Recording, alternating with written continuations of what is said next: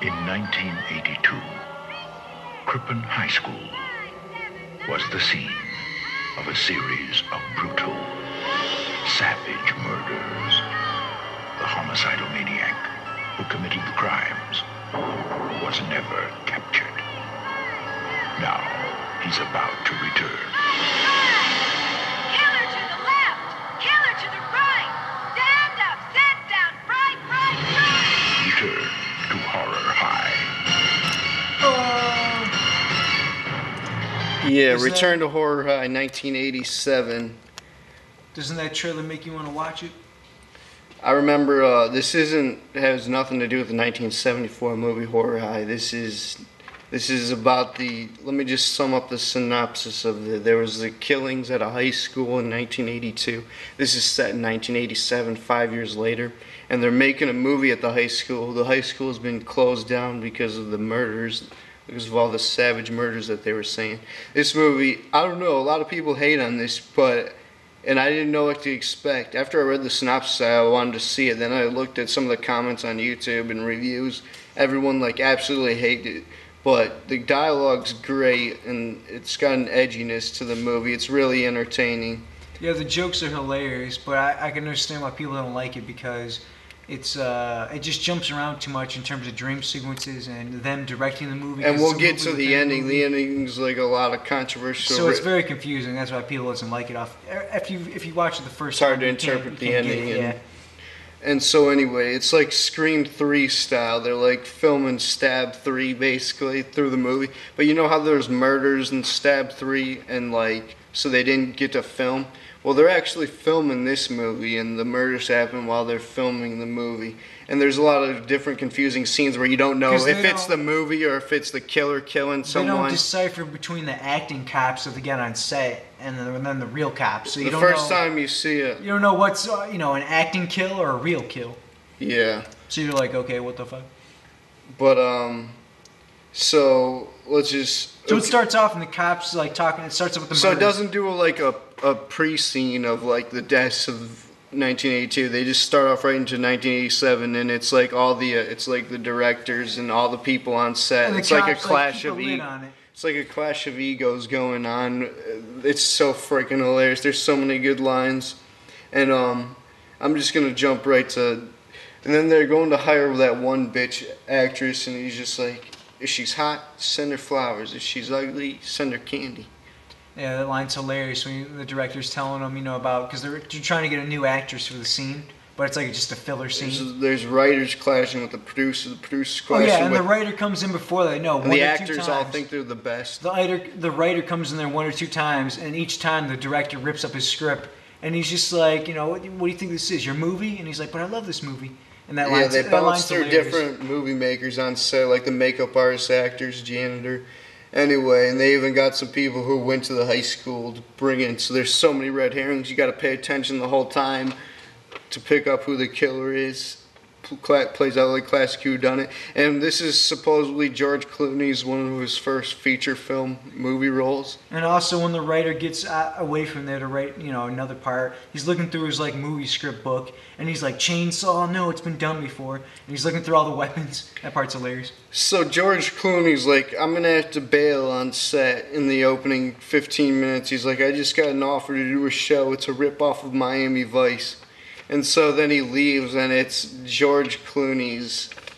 All right, the rest of this movie's going to be spoilers now, so go and watch it on YouTube. It's like the beginning of the movie, and then it cuts, and he's like an extra cop, George Clooney, and he goes upstairs. He's an actor, and then he walks down the hallway, and it's just total filler forever. And then he gets killed out of nowhere, and then he's squeezed up against the wall, and you're like, okay, is this him getting a cock rammed into him? What is this? Is it an ass pounding? It's either his death scene or an ass pounding. That's what I'm saying, but you can't tell, but then you really know after the blood shows. Once the blood shows, you're like, oh yeah, he's getting killed. And then there's a scene where they do a picture of the high school quarterback. Hold up, I gotta say this about this too. I remember growing up, I wasn't an 80s kid, I was a 90s kid. I was born in the late 80s. And I remember, so all the 80s slasher movies would be out at at the video store, and I remember seeing all the covers, and I really remember this cover as a kid all the time. I remember seeing the Friday the 13th one, but I really remember seeing April Fool's Day and this one, and Dead or Alive. I used always want to see them, but I wasn't allowed to as a kid. Anyway, so then they do... Nobody cares.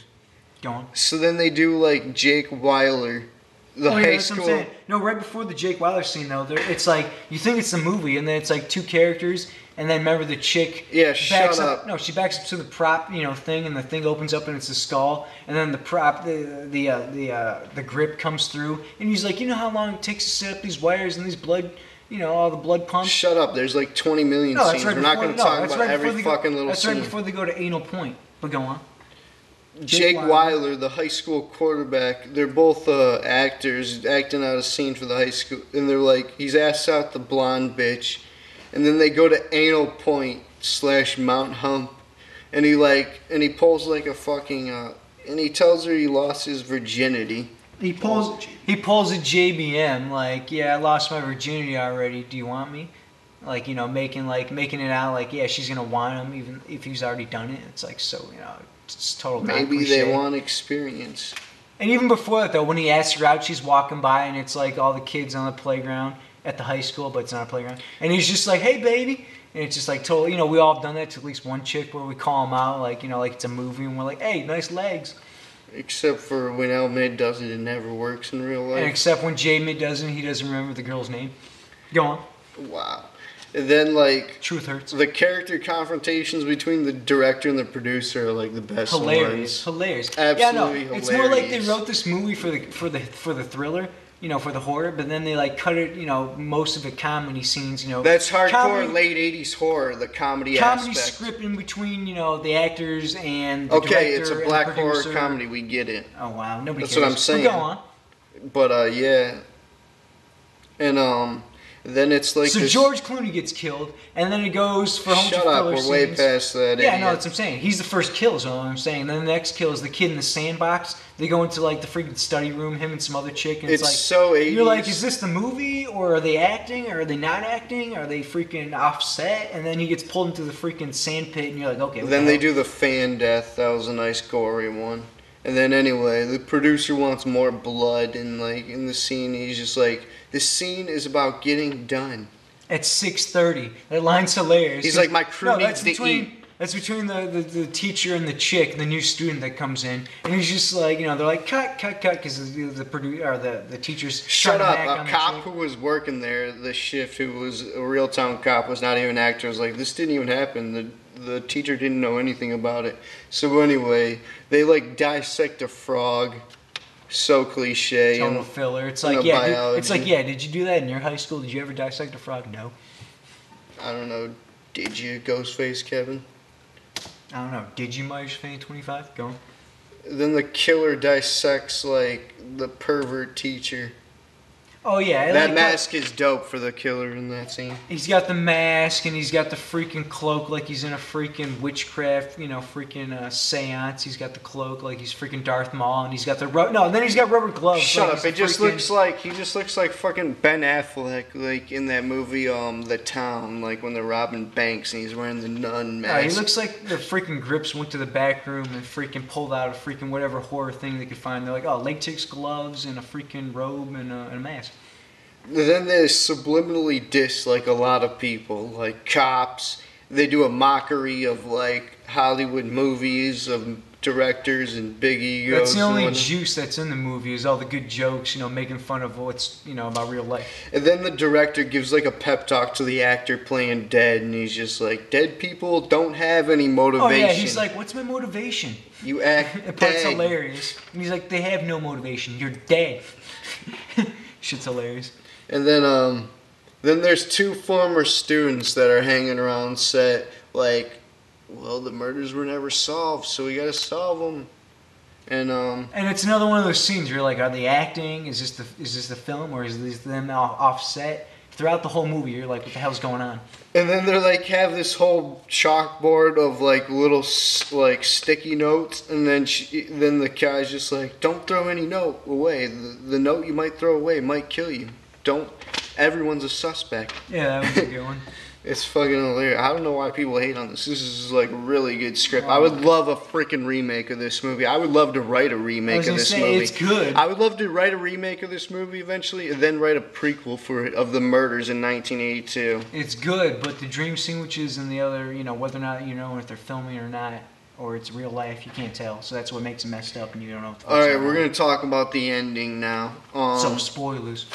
The two kids find the producer and the director's head props. In the biology lab, they just walk in there, And you're like, oh, and you're like, we don't okay. get to see them die. You're like, is really? this a movie, or you're like, Say okay. that one more time. I'll punch you in the face. You're right. Go on. So they're dead. And he goes down in the hidden cellar, and they find the dead bodies. I think it's the boiler room, but go on. They get my point. Yeah, go on, you fucking idiot. They find the dead bodies, and they're like, okay, we gotta call the cops. And the black janitor shows up, and he starts attacking them, and you think... And you're like, no way. You're like, no freaking way. The black janitor's the killer. You're like, I had a black janitor in my high school. No way.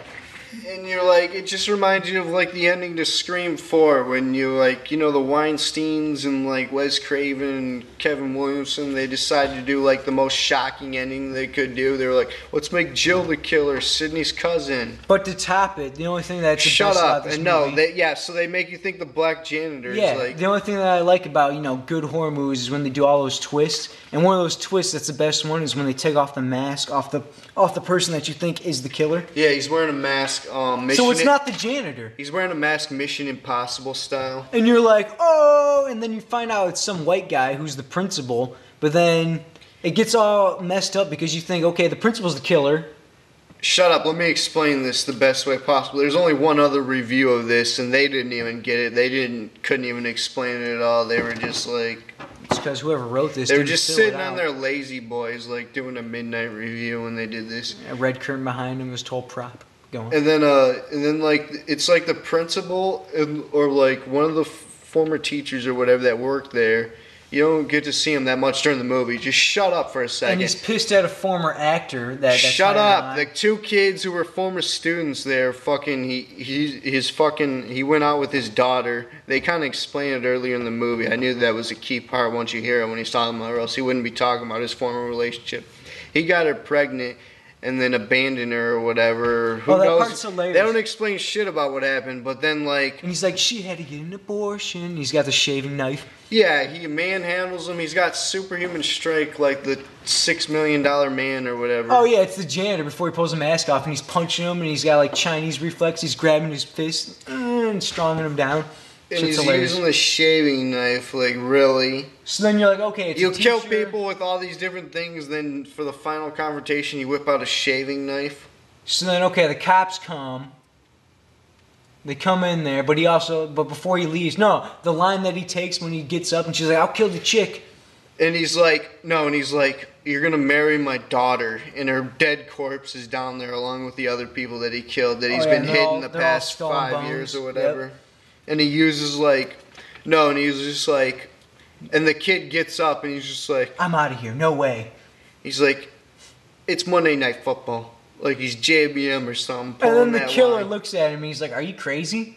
And he's like, what? It's Raiders versus what? Steelers. Versus the Steelers. Of course he stepped over that line and said it retarded because you don't know shit about sports. Oh, they know. Okay, then who's the starting quarterback for the Steelers right now? Shut up, it's a horror review, not sports. Ben Roethlisberger and so forth. Oh, Shut up. I failed. Go on.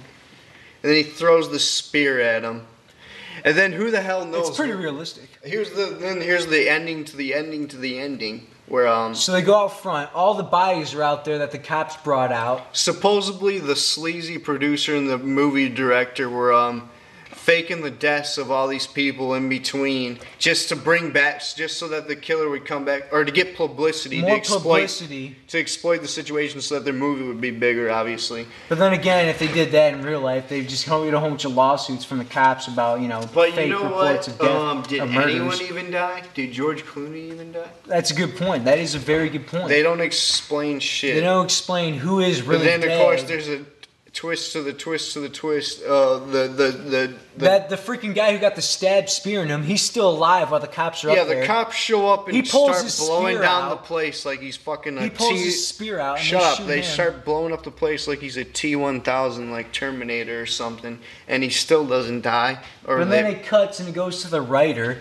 and the writer's like, oh.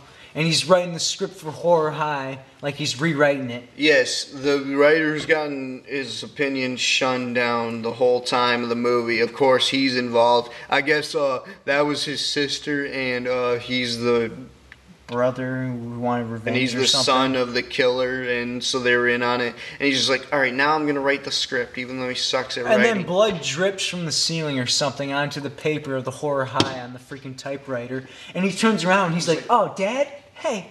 And then it cuts to like credits. the guy with the spear. Yeah, the guy back with the up. spear. Like he didn't die because he's an '80s horror villain. And you're like, okay, he's the killer, okay, but why would he be dressed as the janitor with a mask when earlier in the movie he had a latex and a different mask? And it's just so confusing because it jumps from, is it a movie or are they actually filming? You don't know. Anyway, I'm still gonna give it like an 8.5. Wow, no, okay, take it back, It's JBM. so awesome.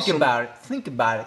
Your overall thoughts, what is it, 1 out of 10? Okay, I've seen a lot of 80s movies, and most of the dialogue is just terrible. It's lead up to the next death, and So they don't talk about anything. You give it a In other words, let me talk before I shove this stick up your freaking face. I thought you were going to say ass, but go on. I was, but then that would just sound too gay, so I didn't say that. Anyway, where was I? You give it a 7 out of, why? 8.5 out of 10. Of course, you're not even listening. Wow. You're just I heard so 7 into your beginning, own but go on. mind. It's not even funny, you faggot.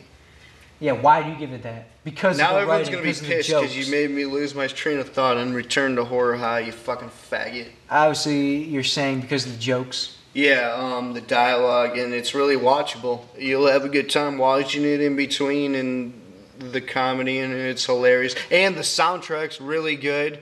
The horror soundtrack in it. All right, I give it. It'll be like Dino, Dino, Dino, Dino. I give it a 6.3 out of 10, and here's my reasoning why. Yes, the only reason why I give it the 6.3 is because of the You're same reason. fucking fat. They give You hilarious enjoyed like no, the horror is good. 90% of it, just like me. No, the faggot. horror is good, but just the script of tying into who was the killer, that's totally left out. kinda and you messed can't, you don't up know the what. ending, Yeah, yeah. I'm saying in terms But of it's who's the still killer. at least a You don't know 7. what You the can't fuck's go going below on. 7 or That's 7.5, why. you idiot. No, I did. I said 6.3. Yeah, I know you did, and I said you can't because you're a fag. All right, well, all you people out there, subscribe, give us your comment, and tell us what you think about it. Because if you watch they're it, gonna if fucking you watch it, subscribe. Are you fucking yeah, serious? they're gonna give us their comment. I know, right? But give us your comment, tell what you freaking thought. Because if you watch it, you don't know what the fuck's going on. Because you gotta watch it Return like to 3 Horror times. High. This was JBM and From Villain News and Creepshow 9.